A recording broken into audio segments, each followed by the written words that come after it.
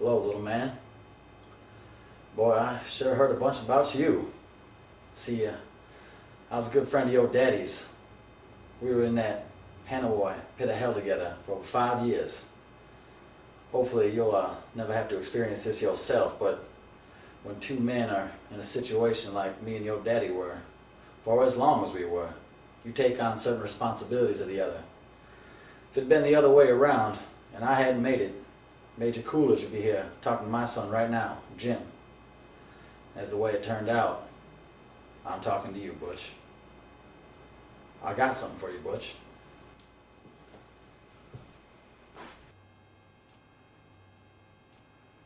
This watch was first purchased by your great-granddaddy. It was bought during the First World War in a little general store in Knoxville, Tennessee.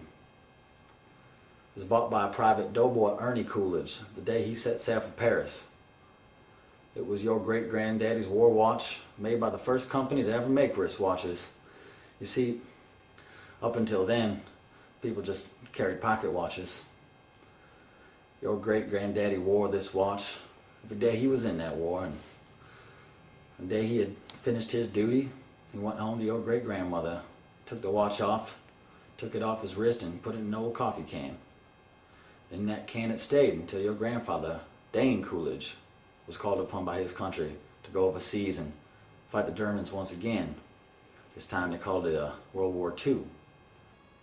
Your great-granddaddy gave it to your granddad for good luck.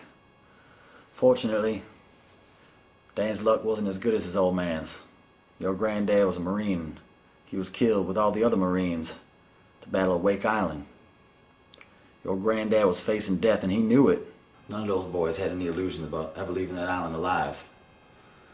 So 3 days before the Japanese took the island, your 22-year-old grandfather asked a gunner on an Air Force transport named a Winaki, a man he never met before in his life, to deliver to his infant son, who he'd never seen before, in the flesh, his gold watch. 3 days later, your grandfather was dead, but Winaki kept his word. After the war was over, he paid a visit to your grandmother, delivering to your infant father his dad's gold watch. This watch, Butch, this watch was on your daddy's wrist when he was shot down over Hanoi. He was captured and put in a Vietnamese prison camp.